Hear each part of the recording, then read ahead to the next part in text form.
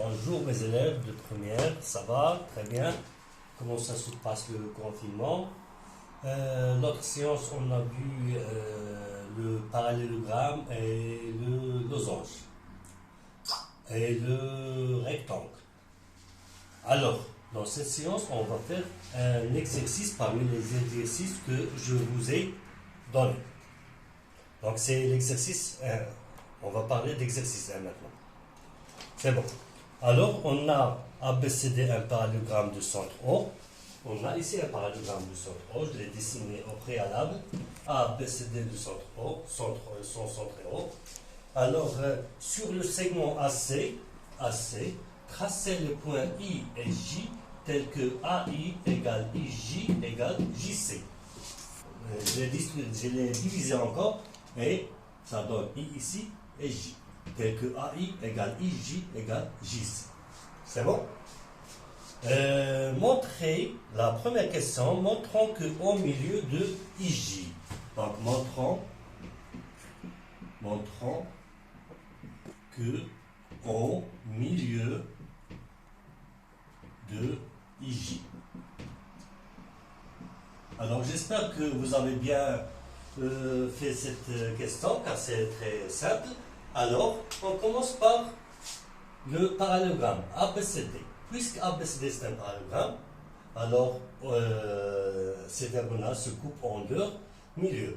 Donc, au milieu de AC et BD. Il faut l'écrire. Donc, puisque ABCD,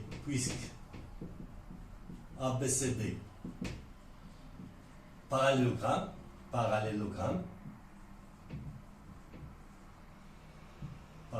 deuxième ici, hein. Alors, AO égale OC. On va se concentrer sur AO égale OC. AO, est-ce qu'on peut l'écrire différemment? On peut écrire AO d'une autre façon, c'est AI plus IO. Donc AO, on l'écrit AI plus IO. C'est bien vu? OC, c'est OJ plus JC. Mais, qu'est-ce qu'on sait d'avance? On sait que AI égale IJ égale JC. Alors, regardez ici, AI, elle est égale à JC. AI, elle est égale à JC. Donc, on remplace JC par AI. Donc, AI plus IO égale OJ plus AI. On simplifie par AI, il est ici et ici, des deux côtés. Alors, ça reste IO égale OJ. Et puisque, il faut l'ajouter, hein, et puisque O appartient au segment J, alors,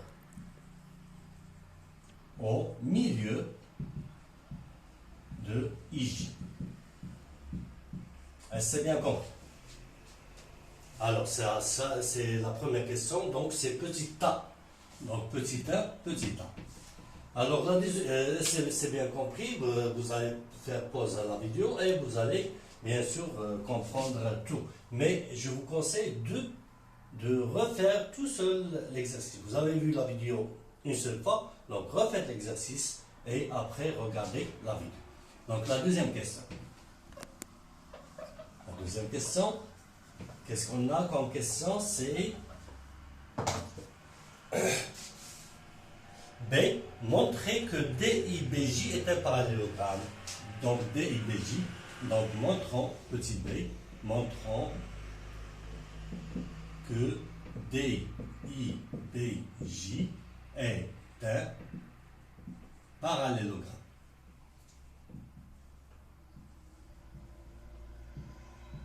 Alors, comment montrer que regardez, DIBJ est un parallélogramme? Alors, est-ce qu'on a au milieu de DB? Non. Donc, c'est oui. On a au milieu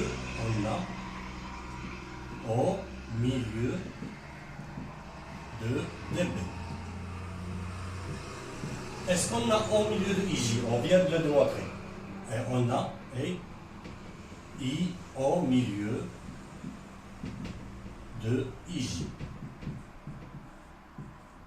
Donc, les diagonales de ce quadrilatère DIBJ se rencontrent en leur milieu. Par conséquent, DIBJ est un parallélogramme.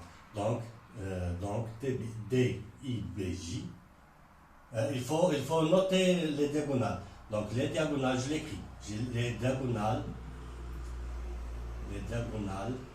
du quadrilatère. Quel quadrilatère? DIBJ se rencontrent en le même milieu, simplement en le même milieu. Donc, DIBJ est un parallélogramme. C'est une propriété des parallélogrammes. Est un parallélogramme. Deuxième ici est E. Et c'est bon. On passe à la question C. On déduit que DI parallèle à BJ. DI parallèle à BJ. Je vous dessine le parallélogramme. Je le dessine en rouge. DI, regardez. DI, comme ça. BJ. Donc, pourquoi c'est un parallélogramme? Pourquoi ils sont parallèles? Parce que, tout simplement, DIBJ est un parallélogramme. Alors, qu'est-ce qu'on va écrire? Petit c, puisque DIBJ est un parallélogramme,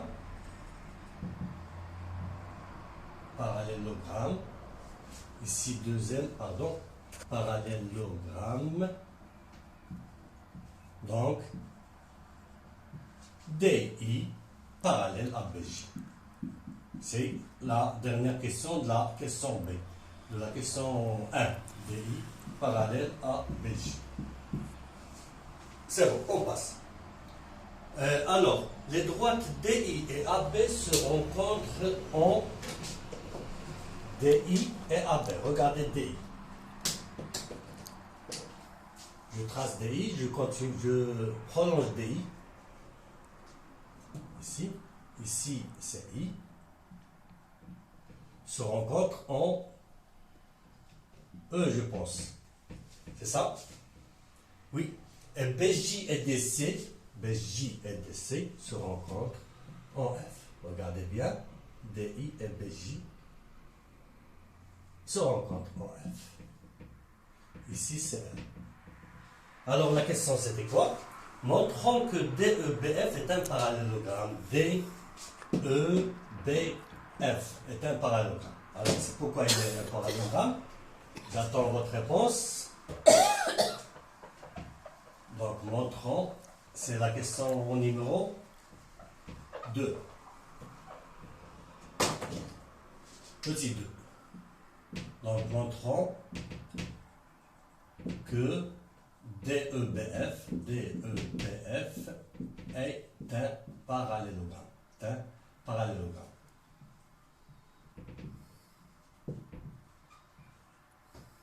Deuxième E.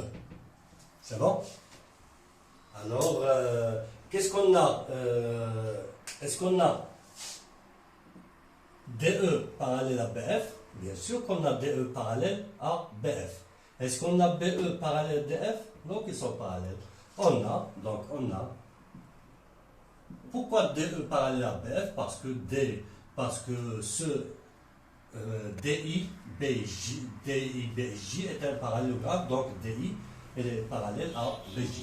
Donc, on a, en simplifiant, on a DE directement parallèle à BF. Et quoi d'autre? Et BE parallèle à DF. Et BE parallèle à DF. Donc, DEBF est un parallélogramme.